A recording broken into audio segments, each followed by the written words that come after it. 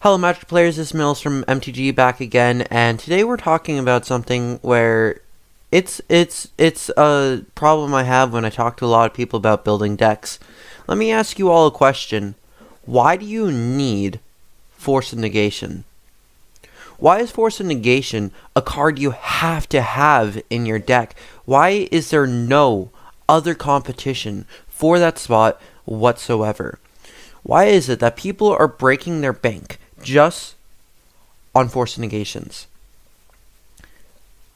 I saw someone I saw someone's deck list, and the entire budget was spent on Force of Negations, and everything else was basically worthless.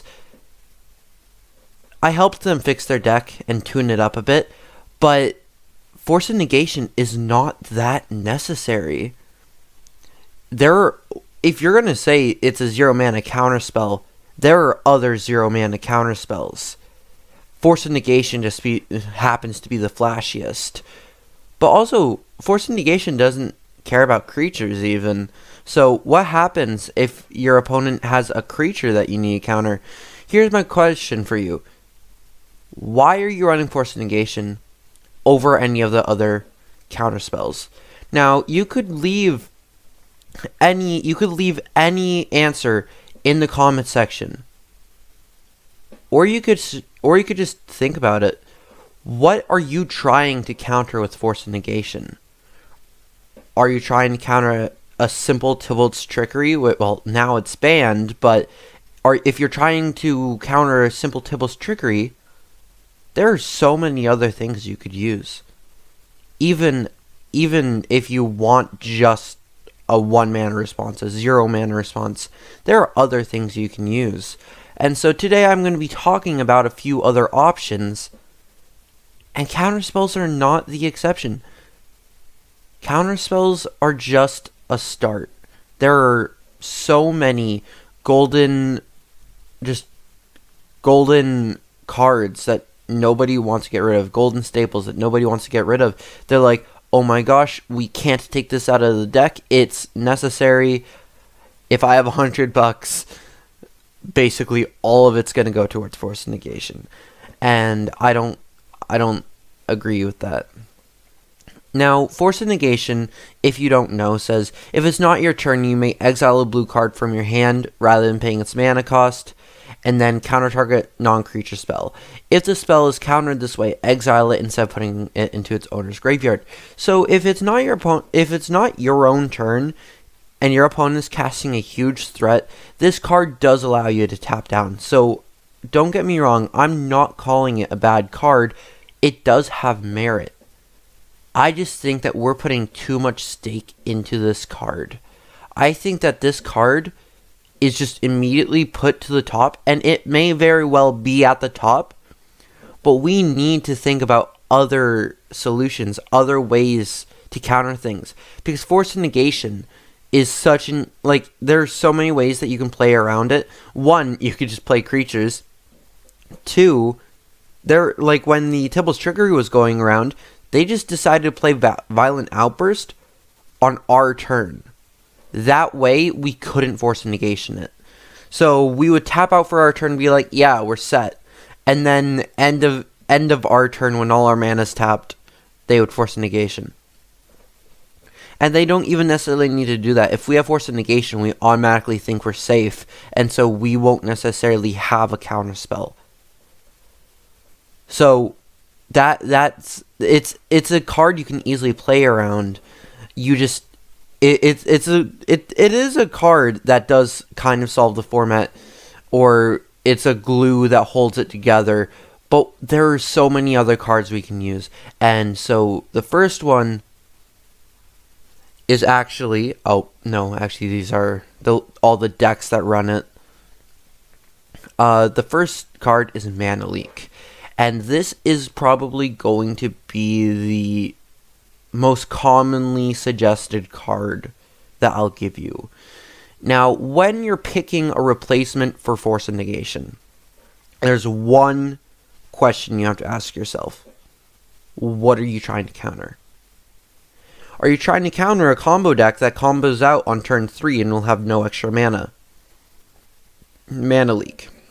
Are you trying to counter something that you are going to not be able to have open mana to do counter? Are you going to be able to... Are you going to need that ability to tap out during your turn? Maybe you need to cast Teferi on turn 3. Maybe you need to cast Jace on turn 4. Like, it's a valid thing. Like, in order to keep up the pace of the game, you might need to hit those. And if that's the case, you might want to consider disrupting Shoal. You may exile a blue card with mana cost X from your hand rather than pay the spell's mana cost. Counter target spell if its mana cost is X.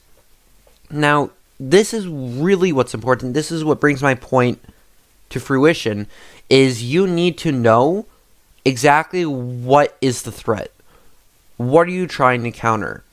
Are you trying to I'm going to keep bringing up Tybalt's Trickery, by the way, because Tybalt's Trickery took on the metagame because nobody was prepared for it. And so, if you need to counter something like Tybalt's Trickery, you can run Disrupting Shoals and run a bunch of 2-drops. You can even run 3-drops.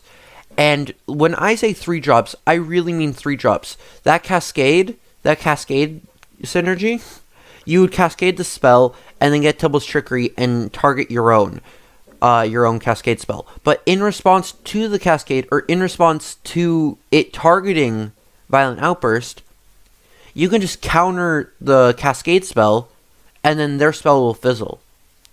So in that matchup, you'd only need a 2-drop or a 3-drop and have Disrupting Shoal in your hand. And what deck has a lot of 2 or 3 drops? Merfolk. So if you wanted to play Merfolk and you needed a replacement for Force of Negation, Disrupting Shoal is amazing.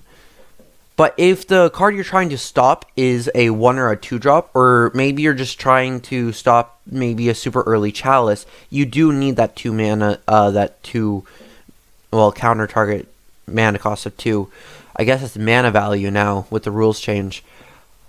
But Disrupting Shoal is really underrated. As you can see, you can get it for 95 cents per, where it's $58 if you're running Force of Negation. And can we just talk about how absurd this is? If you buy a playset of Force of Negations online, you can buy 6 of them in person.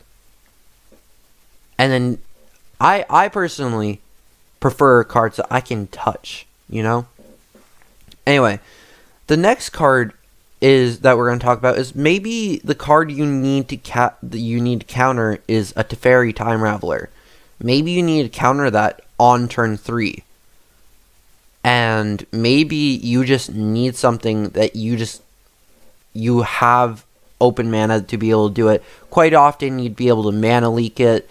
You could Shoal it if you really wanted to, but really a really good one, and people catch on to this, is Mystical Dispute.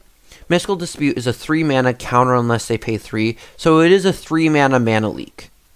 Okay, it in that regard, it's a strictly worse mana leak. But this is where really I'm talking about what are you trying to counter? Because when people are like, oh, don't put Mystical Dispute in your deck, you're just run Mana Leak, or just run Force of when they say just run Force of Negation, I'm like, no. But Mystical Dispute, at face value, might seem, oh, it's just a strictly worse Mana Leak. But if you know what you're trying to counter, don't try to counter the entire metagame with one spell. If Mystical Dispute is in your deck, you're trying to counter things like Teferi on turn 3, and maybe they went first, so maybe you only have 2 mana. And so Mystical Dispute does help you a little there. Mana Leak also is 2 mana, but Mystical Dispute does give you that opportunity to maybe run Opt in your deck. Maybe you cast Opt as well. It gives you a little more flexibility, especially later on, even where it can only cost 1 mana, and then you'll have extra mana available. It does get a little worse as the game goes on, though. The next card is, again, a very specific counter spell, and it's Spell Snare. Counter target spell with mana cost 2. This was such an easy include in my deck when I started playing Dimir Control. I played Dimir Control for I probably just stuck with Dimir Control for like the last 3 months as my long-term deck, and Spell Snare was one of my first inclusions in the deck, and it's such a powerful card. And when Tibble's Trickery came out, I didn't care about it. I had Spell Snares. You could even put Spell Snares in your sideboard if you wanted, but 2-drops are so common in Modern that Spell Snare is just a good card to have. So this card is 1 mana. Now, I know it's not the flashy 0 mana counterspell that Force of Negation is, but it's 1 mana. Like, that's amazing, and it's 79 cents. And my next thing is, do you really need to counter the spell? Now, hear me out. It might sound weird, but Aethergus is a very good card. And I'm just gonna keep all of these counterspells, almost all of them, in terms of Tibble's Trickery, because Tibble's Trickery was like, oh, how do we deal with this? Oh, Mindbreak Trap. Let's make Mindbreak Trap cost 20, 30, 40 bucks. No, we don't need to do that. If our opponent casts a Violent Outburst, gets Tibble's Trickery, we can just bounce their Tibble's Trickery to their hand. Well, not to their hand, but to the top or bottom of their deck. But really what I would want to do more is I would really prefer to bounce their Violent Outburst. That way their Tibble's Trickery just fizzles. But Aethergus is a very good example of a replacement for Force of Negation in an aggro matchup, because Aethergus can hit creatures that are already on the board. They can hit permanents that are already on the board. Aethergus is the kind, maybe you want to stop your Storm. I would sometimes bring this in against Storm, because what you can do is you can actually bounce their Goblin Electromancer so that they have to replay it, so you get an extra turn, and that might seem minimal, but it is worth it. And then there's also, in Storm, they try to play it, they really play it very closely with their Past in Flames, where they have to spend so much mana on it that they'll limit themselves to like red left in their mana pool, or maybe just red in their mana pool after they cast it, because they know they'll be able to cast Ritual from their graveyard and eventually build back up. But that's such a dangerous thing to do, especially when your opponent can Aethergust. Anyway, so Aethergust is such a good card, and not enough people play it in Modern. And it's only 74 cents. Next one is Ceremonious Rejection. Now, I actually have these next two as an example of, okay, so Mana Leak and Mystical Dispute are both cards that say, oh, unless they pay X, and Is It Charms the same, but I'll get there. But maybe you're going against Tron, where they have a ton of mana, and they'll have the X that you want, that you don't want them to pay. Ceremonious Rejection is a perfect sideboard card. Counter target colorless spell. This can come in against Tron. This can come in against Hammer Time. It can come in against any of those decks, and it's really a good card. This one I would really stick to just a sideboard card, where everything else that I've mentioned up to this point could easily be in your main board, even Aethergust, even Mystical Dispute. If you really wanted to, Mystical Dispute could slide in there. But Ceremonious Rejection so far is really the only one I recommend to just be a sideboard card. Unless you know your meta and you know it's entirely Hammer Time, or you know it's entirely Tron. But again, this is a 1-mana counterspell. They go first, they play a Tron land, you take your turn. They play a Tron land, you take your turn, and they play the third Tron land. You have 2 mana. And they have 7. You can't Mana Leak that. Well, you might be able to if they try to cast something big enough. Disrupting Shoal, you probably don't have something that big. Mystical Dispute, no. Spell Pierce, good luck. If they're casting a 2-drop, you're probably going to win. Aethergus, they're probably not going to be casting something that's red or green. And so this is what I mean by what are you trying to counter? None of these spells are useful really against Tron at all. But Ceremonious Rejection just blows them out. It's like, oh, now I'm going to land my Ugin on turn 3. And then you're like, well, actually, it's going directly to your graveyard. And so Ceremonious Rejection is a 42-cent way to just blow out your opponent if they're playing Tron. Now, the likelihood that they have other things in their hand that they can also cast later is pretty high, but that's why you have multiple cards in your deck. This is a very good response to Tron. Next up, however, if you're going against something like Hammer Time, they don't have as much mana, so you could easily argue to use one of the other spells. Next up is Disdainful Stroke, and I know this is a card that everybody's so quick to write off for anything but standard, but drafting, but anything like that. And it's not the best card in the world. And when I say not the best card in the world, that's not like I'm saying that that my friend's cooking was not the best. It's saying like it's still good quality. You know? It's still good quality. Counter target spell with mana cost 4 or greater. Now people are like, oh, that's so specific. And they really want to cast something like Force of Negation. But what are you going to counter with Force of Negation? This says it has to be non-creature, and for it to be a 0 drop, it has to be during your opponent's turn. And so Disdainful Stroke, what that's going to do is it's going to give you like, hey, this is what you need to counter. And so this doesn't work with Tibble's Trickery, but what it does work with is Ad Nauseam.